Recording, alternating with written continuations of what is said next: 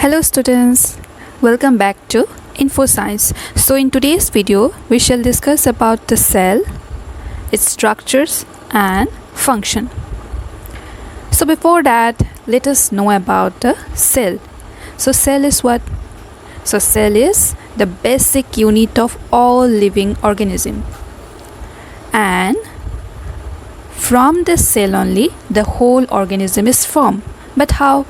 So you see, the cell, as we know, it is the most structural and functional unit of life. So a group of cells, they make the tissue. Then again, the group of tissue performing the same functions, they forms the organ.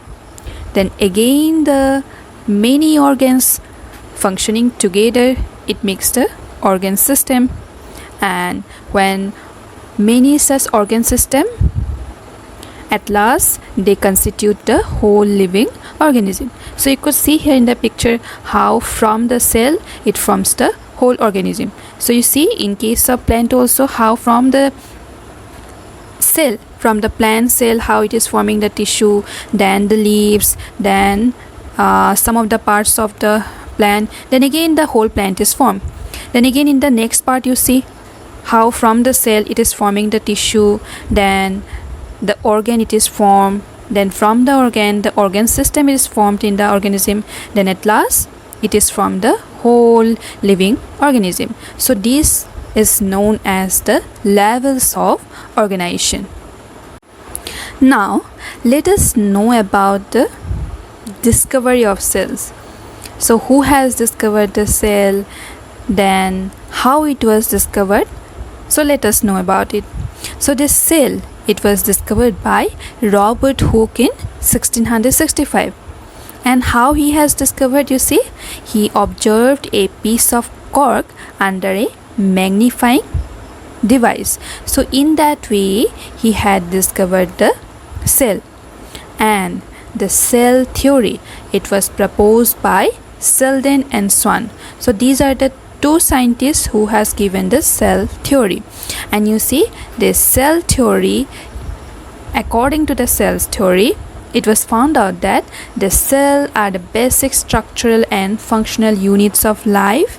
Then all living organisms, they are made up of one or more cells, and new cells arise from the pre-existing cells. So this is the cell theory which was proposed by Selden and Swan. Now let us know about the variation in cell number. So some of the organism you see, they have only single cell. So the organisms which have only single cell, they are known as the unicellular organism. So you could see here in the picture Euglena, amoeba, paramecium. So these are all unicellular organism. That means they have only single cell. And the organisms that are made up of many cells, they are known as the multicellular organism. That means they have more than one cells. So more than one cells, it will be us, we the human beings, and also the plants, animals. So these all are the multicellular organism. So there are two types of organism. One is the unicellular organism which have only single cell, and the another one is the multicellular organism which have more than one cells. Now let us know about the variation in cell shape. So you see, the cells are of different types, so even their shapes are also different. And you see, the cells, they perform their all the cells, they are somewhat specialized and they perform specific function. So that's why they exist in different shape. So some may be disc shape, some may be polygonal shape, some may be branch, or even some may be without any fixed shapes. So that is the amoeba. So you could see here the muscle cell, then next is the blood cells, sperm cells, nerve cells, skin cells. So all these cells, they perform different functions, and also you could see the shapes are also different. So as there is variation in cell shape, so there is also variation in cell size. So you see the size of the cells, it may be small also as a micrometer, or even it can be as large as few centimeter. So this size of the cells, these are measured in micrometer. So the most smallest cell is mycoplasma, and the largest cell, it is the egg cell of ostrich, and the longest cell, it is the human nerve cell. Now let us know about the structure of the cell. So you see the cell have both the living and non-living parts, and the living parts that is present inside the cell, they have the definite shape, structure and functions, and these are commonly known as the organelles. And the main, that is the three important, or you can see the three major parts of the cells are the cell membrane, cytoplasm and the nucleus. So now let us know all about this one by one. So you see the first is the cell membrane. So the cell membrane, it is the outermost layer of the cell, and which is also known as the plasma membrane. So this cell membrane, it separates the cell and it contains from the surrounding, and also it protects all the inner cell contents, and it gives shape to the cell. And one of the important thing of the cell membrane is that it is selectively permeable. So as it is selectively permeable, it allows the water and minerals and the other necessary substances to pass through it, and even it controls whatever the materials passes in and out of the cell.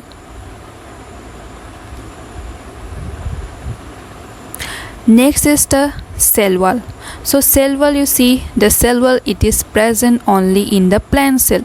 So you could see here in this picture the cell wall, it is present only in the plant cell, but it is absent in the animal cell. So now let us know about this cell wall. So cell wall, it is present only in plant cells, and it acts as an additional wall outside the cell membrane. So you see in the picture, it is acting as in one additional wall. Then it is made up of cellulose, and this cell wall, it gives shape to the plant cell, and also it gives the protection and provides the rigidity to the cell. So this is the main function of the cell wall. Now next is the cytoplasm. So this cytoplasm, it is how it is somewhat jelly-like substance, and it makes up most of inside the cell. So you could see here in this picture the cytoplasm, you see it is somewhat jelly-like substance, and the cytoplasm, in the cytoplasm, it has the nucleus and various other components with it, and these components are called the cell organelles. So you see inside the cytoplasm only all the cell organelles are there. Now let us know about this cell organelles, but before that let us know about one of the most important structure of the cell, that is the nucleus. So this nucleus, it acts as a control center of the cell, and it is a spherical body. You could see here in the picture. So the nucleus, it is spherical in shape, and the nucleus, it is surrounded by the nuclear membrane, and the liquid that is present in the nucleus, it is known as the nucleoplasm. And the inside the nucleus, there is some thread-like networks that is known as the chromatin, and a smaller spherical structure that is present inside the nucleus is known as the nucleolus. So this nucleolus, it helps in the protein synthesis. Now let us discuss about the different cell organelles that is present in the inside the cell. So you see, the first one is the mitochondria. So this mitochondria, it is known as the powerhouse of the cell, and also it is some small rod-like structures, and they provide energy to the cell in the form of the ATP. Next is the ribosomes. So these ribosomes, these are the tiny structure that is found either attached to the surface of the endoplasmic reticulum or it is scattered in the cytoplasm. And this ribosome's main function is protein synthesis. So you could see here in the picture the ribosomes, then also the mitochondria. Now the next cell organelle is plastids. So these plastids, these are the disc-shaped structures, and this plastids, it is only present in the plant cells, but it is absent in the animal cells. And depending on the pigment color, there are three types of plastic. So the one, it is known as the chloroplast. So this chloroplast, these are the green pigment, okay, and this green pigment is, we know that it is the chlorophyll, and this chlorophyll, it helps in the preparation, or we can say in the making of food. The next plastid is the chromoplast. So this chromoplast, they contain the non-green pigment, and that chromoplast, it gives colors to the flowers and fruits. So you see, we can see in the surrounding different coloring flowers, then some fruits. So why it is? So it is due to the presence of the chromoplast. And the third plastid is known as the leucoplast. So the leucoplast is a colorless, and they store the food in the form of, we can say mostly in the form of the stars. Now the next cell organelle is vacuoles. So these vacuoles are the sac-like structures in the cell, and these vacuoles, they are smaller in animal cells, but in case of the plant cells, these vacuoles, they are bigger and they occupy most of the space. And these vacuoles, they help in the waste removal and also in digestion. So next is the Golgi bodies. So these Golgi bodies, it is the membranous sac-like structures, and the main function is secreting some useful substances such as the enzymes and hormones. So they secrete these substances. Now next, it is the endoplasmic reticulum. So this endoplasmic reticulum, these are the network of membranous tubes, and they connect the cell membrane with the nuclear membrane. And this endoplasmic reticulum, it helps to transport the substances in and out of the cell. And there are two types of endoplasmic reticulum. So one is the rough endoplasmic reticulum. So they have the ribosomes, and the another one is the smooth endoplasmic reticulums that does not have the ribosomes. So these are the two types of endoplasmic reticulum. So you could see here this plant cell and animal cells, and the parts you can see here in the picture.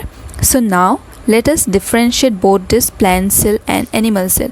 So you could see here the plant cell, it is larger, the cell size, it is larger, and in animal cells it is smaller than in plant cells. We have already got that the plant cells cell wall is present, but in animal cells it is absent. Then in plant cells the plastid, it is present, and we got there are three types of plastids, but in animal cells the plastid is absent. The next difference is the vacuoles. So you see in the plant cells the vacuoles are more in number, and also they are larger in size, but in case of the animal cells the vacuoles are less in number and they are smaller in size. Then you see the Golgi bodies. The Golgi bodies, they are present in very simple form, but in case of the animal cells the Golgi bodies, they are very much present in a like highly elaborated form. Then here in the plant cells, the centroles and centrosomes, they are absent, but in animal cells it is present. So these are the differences between the plant cells and the animal cell. Now let us know about the two main types of cells.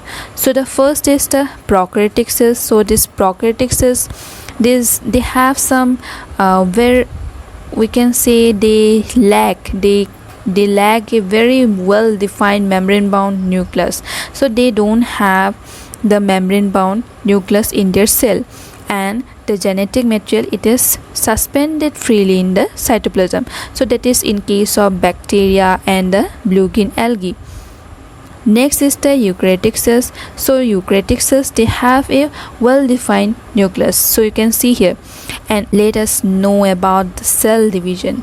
So you see, cell division means when it is the process by which the parent cells, it divides into two or more daughter cells. And this cell division, it is very much important in the plants or also in the animals.